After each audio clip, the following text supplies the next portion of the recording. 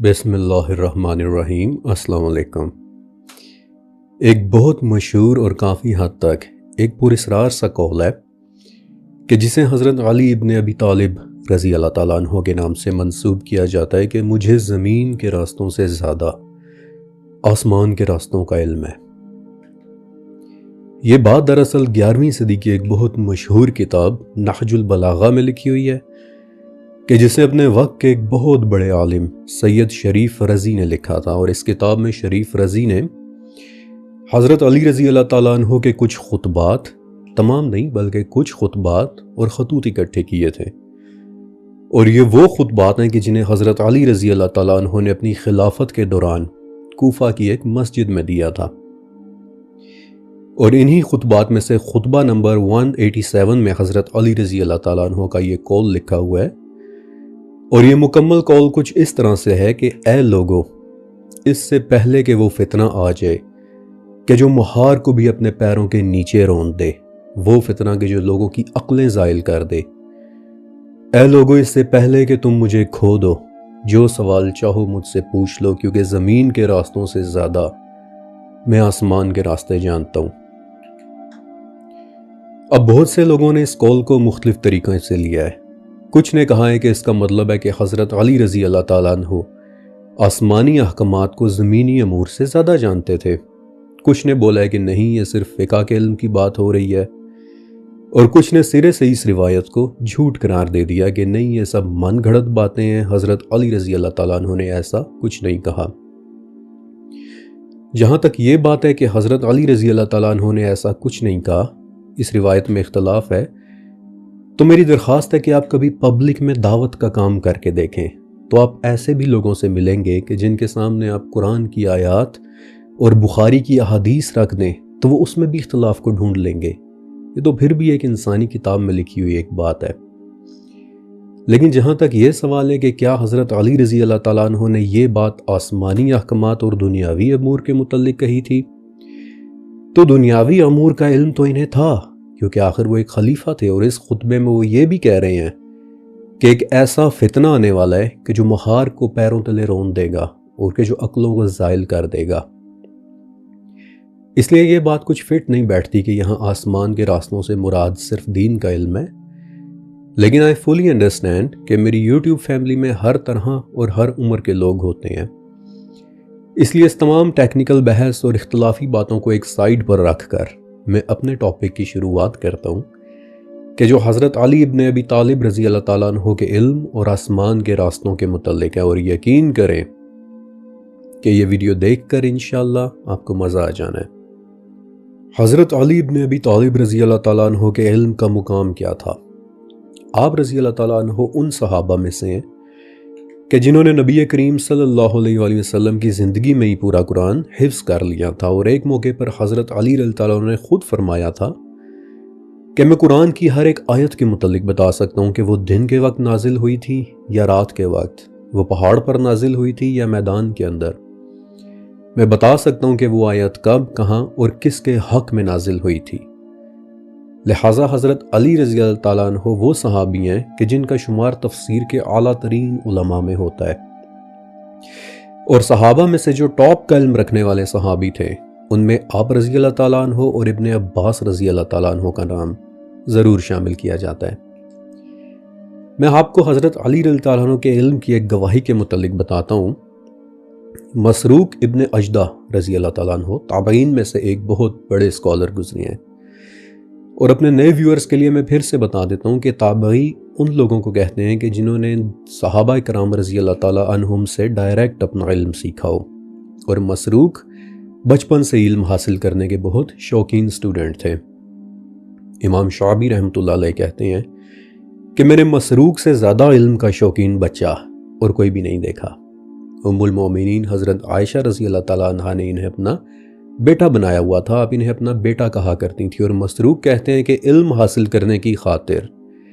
میں نے تمام اصحاب رسول سے علم سیکھا ہے، اور دیکھا ہے کہ علم کی انتہا 6 لوگوں تک پہنچتی ہے، یعنی کہ تمام صحابہ میں سے ٹاپ کا علم ان 6 لوگوں کے پاس ہے۔ حضرت علی رضی اللہ تعالیٰ عنہ، حضرت عمر رضی اللہ تعالیٰ عنہ، عبداللہ ابن مسعود رضی اللہ تعالیٰ عنہ، معاذ ابن جبل رضی اللہ تعالیٰ عنہ، زید ابن ثابت رضی اللہ تعالیٰ عنہ اور حضرت ابو درداء رضی اللہ تعالیٰ عنہ۔ اور پھر مسروق کہتے ہیں کہ جب میں نے ان 6 کے علم کو آپس میں کمپیئر کیا تو دیکھا کہ ان 6 میں سے بھی 2 کا علم اپنی انتہا تک پہنچ جاتا ہے، ایک حضرت علی رضی اللہ تعالیٰ عنہ اور دوسرے ابن مسعود رضی اللہ تعالیٰ عنہ۔ اب ایک سوال ہے کہ آخر حضرت علی رضی اللہ تعالیٰ عنہ کے پاس اتنا علم آیا کدھر سے؟ اس کی ایک وجہ تھی، نبی کریم صلی اللہ علیہ وسلم کی آپ کے لیے کی گئی ایک دعا۔ 2 صحابی ایسے ہیں جن کے علم کے لیے نبی علیہ السلام نے بذات خود دعا کی تھی، ایک عبداللہ ابن عباس اور دوسرے حضرت علی۔ عبداللہ ابن عباس کا نام آپ نے اکثر میرے منہ سے سنا ہوگا اور آپ نے نوٹس کیا ہوگا کہ ان کا علم بھی زمین و آسمان کی باتیں کرتا ہے، اور انہی کی طرح حضرت علی کا علم بھی آسمان کے راستوں کی باتیں کرتا ہے۔ آپ علیہ السلام کی وہ دعا کیا تھی؟ 9ویں صدی کی ایک بہت بڑی کتاب الطبقات الکبریٰ میں ہے کہ جب نبی کریم صلی اللہ علیہ وسلم حضرت علی رضی اللہ عنہ کو یمن کی طرف بھیجنے لگے تو آپ نے عرض کیا کہ یا رسول اللہ، آپ مجھے ایک ایسی جگہ بھیج رہے ہیں کہ جہاں ایک بڑی پرانی اور بہت سینئر قوم رہتی ہے، جبکہ میں تو یہ بھی نہیں جانتا کہ فیصلہ کرتے کیسے ہیں۔ یا رسول اللہ، مجھے خدشہ ہے کہ کہیں وہاں جا کر وہاں اپوائنٹ ہونے کا میں حق ادا نہ کر سکوں۔ اور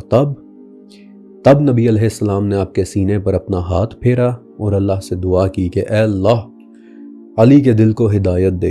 اور اس کی زبان کو ثابت کر دے۔ اور اس کے بعد حضرت علی کہتے ہیں کہ قسم ہے اس ذات کی کہ جس نے دانے کو زمین سے نکالا ہے، کہ اس کے بعد ساری زندگی فیصلہ کرنے میں مجھے کبھی کوئی مشکل نہیں ہوئی۔ اور اسی واقعے کے بعد پھر انہوں نے یہ بات کہی تھی کہ کوئی آیت ایسی نہیں اتری جس کے متعلق میں یہ نہ جانتا ہوں کہ وہ دن کو نازل ہوئی یا رات کو، وہ پہاڑ پر نازل ہوئی یا میدان میں۔ اور اسی واقعے کے بعد مدینہ میں علم القضاء کے سب سے بڑے عالم حضرت علی بن ابی طالب رضی اللہ تعالیٰ عنہ ہی سمجھے جاتے تھے۔ قضاء یعنی کہ فیصلے کرنے کا علم، اور اسی قضاء سے پھر لفظ قاضی نکلا ہے۔ اور آپ کے اس کمال کے پیچھے وہ کیا چیز تھی؟ نبی کریم صلی اللہ علیہ وسلم کی دعا، کہ جو آپ نے علی اور ابن عباس رضی اللہ تعالیٰ عنہم دونوں کے علم کے لیے اللہ سے مانگی تھی۔ اور پھر دیکھیں کہ آگے چل کر ان دونوں اصحاب کو پھر کیا ٹائٹلز ملے، ایک کو علم کا سمندر اور دوسرے کو علم کا شہر کا دروازہ، کیونکہ المستدرک للحاکم میں یہ حدیث ہے کہ میں علم کا شہر ہوں اور علی اس کا دروازہ ہے۔ لہٰذا حضرت علی رضی اللہ تعالیٰ عنہ کے علم میں شک کرنا ہمیں زیب نہیں دیتا۔ اور اب میں آتا ہوں ان کے اس قول کی طرف کہ مجھے زمین کے راستوں سے زیادہ آسمان کے راستوں کا علم ہے، اور ان راستوں کو مکمل طور پر انڈرسٹینڈ کرنے کے لیے آپ کو نہج البلاغہ کا اوریجنل عربک متن دیکھنا ہوگا، کہ جہاں حضرت علی فرماتے ہیں کہ انا بطرق السماء اعلم من بطرق الارض، میں زمین کے راستوں سے زیادہ آسمان کے راستوں کا علم رکھتا ہوں۔ طرق کیا ہوتا ہے؟ یہ طرق، یہ لفظ انفیکٹ اسی قرات کے ساتھ قرآن پاک میں بھی آیا ہے، سورہ مومنون آیت نمبر 17، وَلَقَدْ خَلَقْنَا فَوْقَكُمْ سَبْعَ طَرَائِقَ، یعنی کہ ہم نے تمہارے اوپر 7 طرائق بنا دیے۔ اب جنرلی اردو میں اس لفظ طرائق کا ترجمہ آسمان کیا جاتا ہے کہ ہم نے تمہارے اوپر 7 آسمان بنا دیے، لیکن I am truly very sorry, مگر آسمان کے لیے تو اللہ تعالیٰ نے قرآن پاک میں جگہ جگہ بڑا ہی ایک اسپیسیفک سا لفظ استعمال کیا ہے، سما۔ جگہ جگہ اللہ تعالیٰ نے آسمان کے لیے سما اور سماوات کا لفظ استعمال کیا ہے، مثلا سورہ نوح، کیف خلق اللہ 7 سماوات طباقا، یعنی کیسے اللہ نے ایک دوسرے کے اوپر 7 آسمان بنا دیے۔ تو اگر آسمان کے لیے لفظ سماوات ہے تو طرائق کا مطلب یقیناً اس سے تھوڑا سا ہٹ کر ہونا چاہیے۔ اب 44 تفاسیر، میں نے آپ کو اکثر بتایا ہے کہ یہ جو ویڈیوز آپ دیکھتے ہیں انہیں میں بڑی محنت سے تیار کرتا ہوں، ان کے پیچھے 44 تفاسیر سے اکٹھا کیا گیا علم ہوتا ہے۔ 44 تفاسیر میں اس لفظ طرائق کے 3 مطلب لیے گئے ہیں۔ پہلا مطلب 7 آسمان، اور اسے ہم پہلے ہی ایکسکلوڈ کر چکے ہیں کہ یہ نہیں ہو سکتا، کیونکہ آسمان کے لیے اللہ تعالیٰ نے ایک بہت ہی اسپیسیفک لفظ استعمال کیا ہے، سما۔ دوسرا مطلب 7 قراتیں، کچھ اسکالرس کا کہنا ہے کہ ان طرائق کا مطلب 7 قراتیں ہیں کہ ہم نے تمہارے اوپر 7 قراتیں رکھی ہیں۔ بائی دی ویز یہ 7 قرات والی بات صحیح حدیث میں ہے کہ قرآن پاک واقعی 7 قراتوں میں نازل ہوا ہے، تمہیں جس طرح سے آسانی ہو اسی طرح سے پڑھ لیا کرو۔ لیکن اس آیت میں بات تخلیق یعنی کریشن کی ہو رہی ہے، قرات کی نہیں، اس لیے قرات والی انٹرپریٹیشن ادھر زیادہ کنونس نہیں کرتی۔ لہٰذا میں نے 17 عربی ڈکشنریز میں اس لفظ طرائق جو کہ ایک پلورل ہے اس کی ڈیفینیشن ڈھونڈی ہے، سائیڈ بائی سائیڈ 17 ڈکشنریز کو ایک ساتھ رکھ کے۔ یہ ڈکشنریز 8ویں صدی سے لے کر سن 2008 تک کی لکھی ہوئی ہیں، یعنی ان میں ہر ایک دور کی ڈیفینیشن لکھی ہوئی ہے، اور ان ڈکشنریز میں سے چند ایک کے نام بھی میں آپ کو بتا دیتا ہوں تاکہ اگر آپ خود سے ویریفائی کرنا چاہیں تو ضرور کر لیں۔ کتاب الغین، کتاب الجیم، تہذیب اللغہ، تاج اللغہ اور لسان العرب وغیرہ، اور ان سب میں مجھے اس لفظ طرائق کا ایک ہی مطلب ملا ہے کہ وہ راستہ کہ جس پر سفر کیا جا سکے، وہ راستہ کہ جسے اسپیشلی ہموار کیا گیا ہو، جسے چلنے کے لیے تیار کیا گیا ہو، اوبڑ کھابڑ نہیں بلکہ وہ صاف ستھرا خوبصورت راستہ کہ جس پر سے چیزیں آتی اور جاتی ہیں۔ یعنی کہ سادہ الفاظ میں کہوں تو ہمارے اوپر 7 راستے ایسے 100% حقیقت کے ساتھ موجود ہیں کہ جن میں سے سفر کیا جا سکتا ہے، جن میں سے چیزیں آتی اور جاتی ہیں، اور ان راستوں کو ایکچولی فرشتوں کے آنے جانے کے لیے استعمال کیا جاتا ہے، اور ابھی میں بتاتا بھی ہوں کہ کیسے۔ یہ بڑے راستے ہیں،